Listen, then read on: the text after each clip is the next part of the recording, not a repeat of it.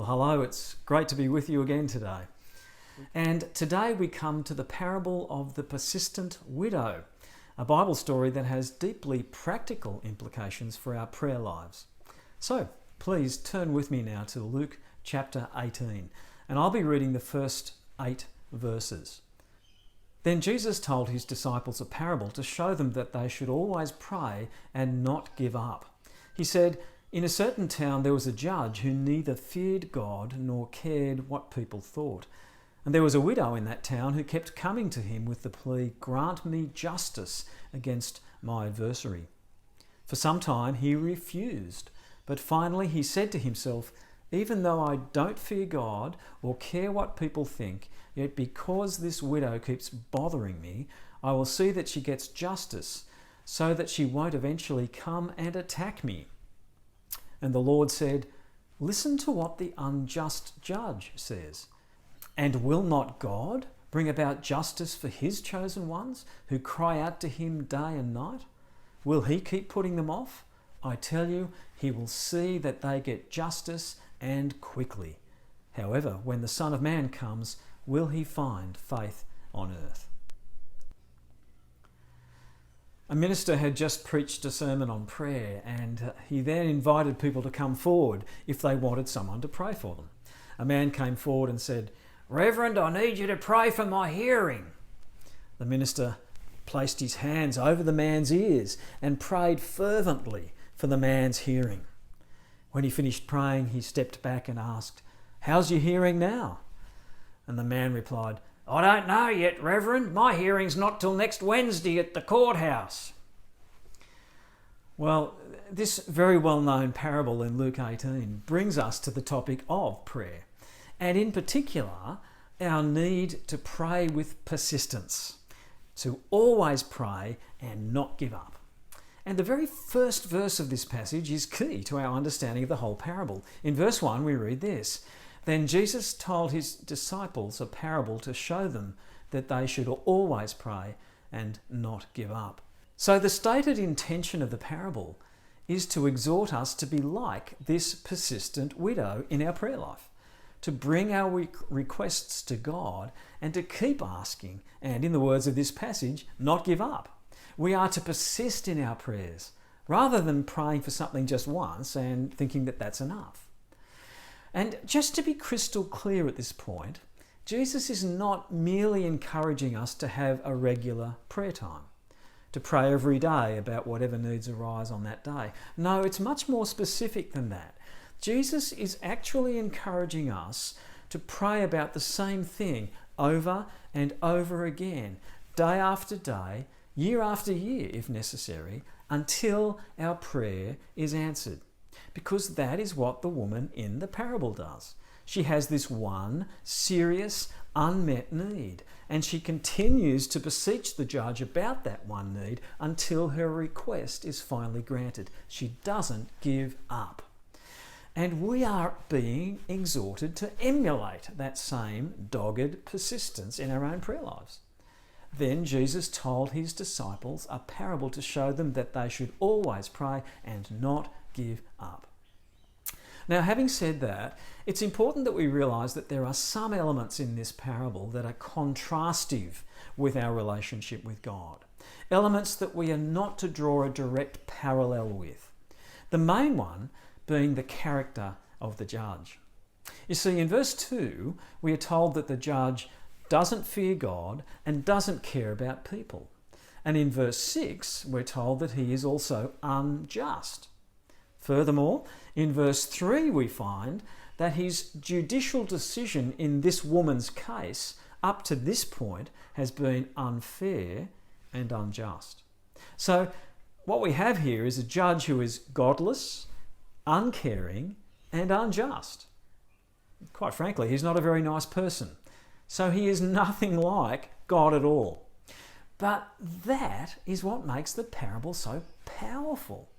Because Jesus is saying if a godless, uncaring, unjust judge can be worn down through dogged persistence to eventually do the right thing, to do the just and compassionate thing, how much more will God, who is just, who is loving, who is compassionate, honour and answer the persistent prayers of the people he actually loves.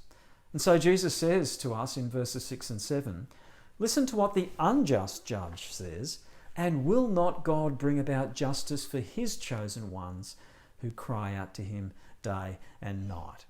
So Jesus is actually encouraging us to approach God in prayer with confidence, knowing that he already loves us, that his heart is already turned towards us in compassion.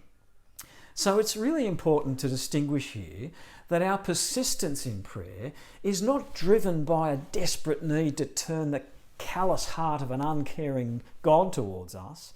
It's actually embedded in the confidence that when we do approach God through Christ our Saviour, he already loves us and wants to help us. And so we read in Hebrews chapter 4 verse 16, let us then approach the throne of grace with confidence, so that we might receive mercy and find grace to help us in our time of need. So that's the first contrast development, that God is nothing like this judge, and that is what makes the parable so powerful. The second contrast development is the woman herself. Now, while we are clearly to emulate her persistence, because that is in fact the whole point of the parable according to verse 1, we are not necessarily to emulate the apparently belligerent nature of her persistence. Now, it's not overtly stated in the parable, but the woman's belligerence and aggressiveness is certainly inferred by the judge's comment in verses 4 and 5. He says, even though I don't fear God or care what people think, so there's an interesting self-analysation of his character, isn't it? Even though I don't fear God or care what people think, yet because this widow keeps bothering me, I will see that she gets justice so that she won't eventually come and attack me. Now, that Greek word translated in the NIV here as attack is hypopiazo, and it literally means to beat up or treat roughly and forcibly grind something down. Folks, this is a woman you definitely don't want to mess with. She's feisty, she's aggressive, she's not going to take no for an answer, she will never back down. She is going to doggedly fight tooth and nail until she gets what she wants. Now, I don't know about you, but she certainly scares me. She's not someone I want to have an argument with. So we need to be careful that we don't draw parallels here where none are intended.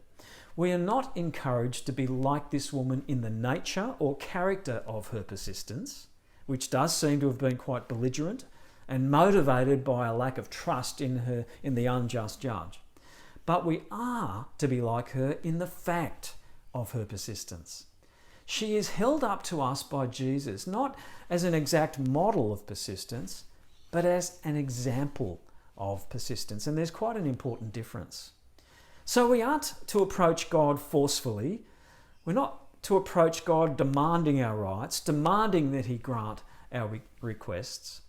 We are to approach him humbly and reverently and penitently, trusting in the grace of Jesus and resting in the love and goodness of God.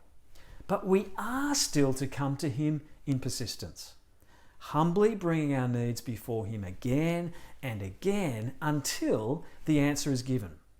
We are to be like this woman in one sense and in one sense only. We are to keep asking. We are to pray faithfully and not give up, as we are told in verse 1.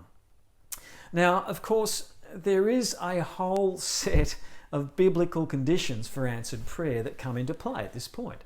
And that really is another whole sermon in itself. But suffice to say that if our prayers are to be answered by God, they do need to be requests that are in accordance with the will of God, for the glory of God and the extension of his kingdom, and prayed by someone who is a penitent follower of Christ.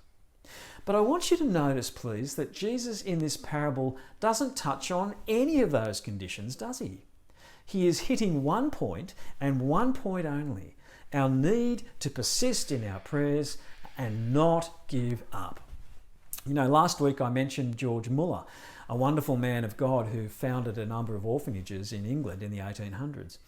And he was an incredibly persistent prayer. In fact, he illustrated the importance of persistence in prayer in his own life.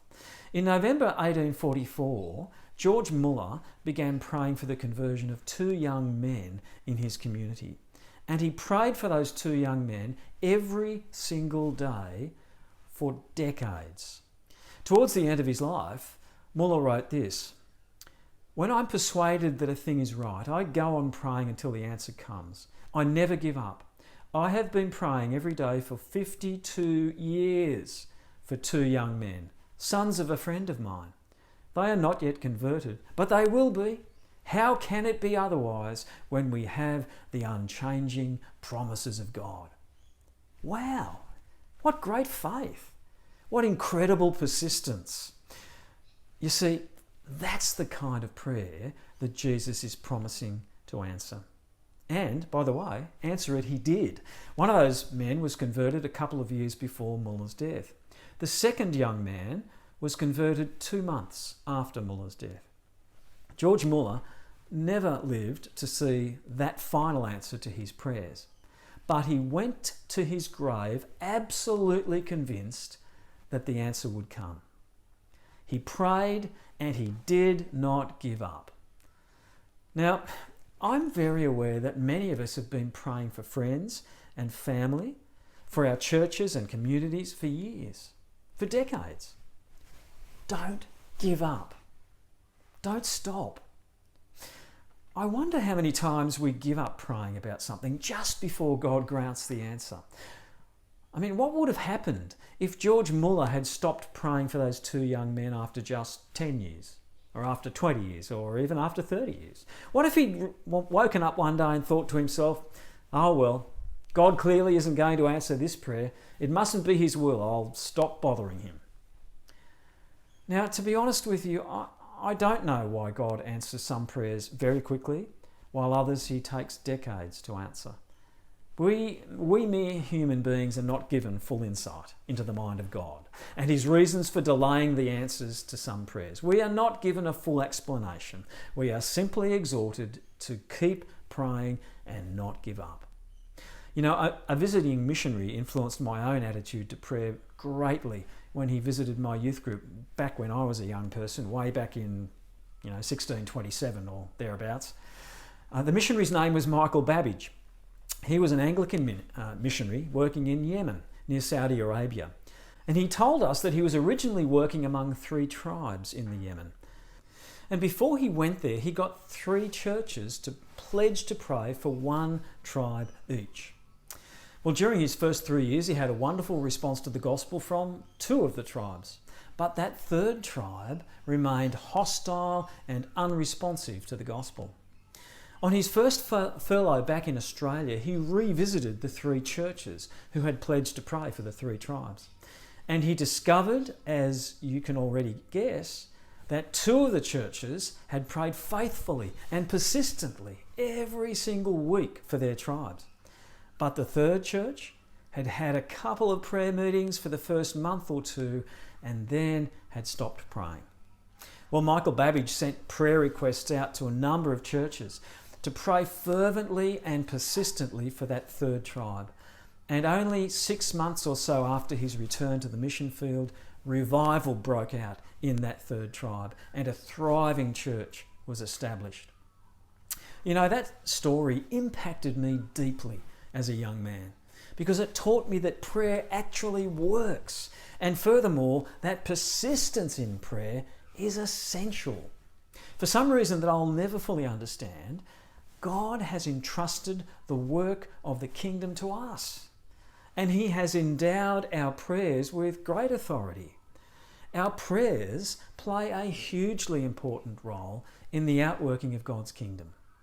You know, John Wesley once said, "God does nothing except in response to prayer." Well, I don't quite agree with that. I think it's a little extreme. Thankfully, God sometimes works despite our prayerlessness. But certainly our prayers are hugely important. And so I encourage you to be a persistent prayer, to pray and not give up, to pray faith-filled, persistent prayers for your church, your town, your community, your friends, your family, to pray faithfully and persistently until the answer comes, so that God might be glorified and his kingdom extended on earth. Jesus told his disciples a parable to show them that they should always pray and not give up. So don't give up.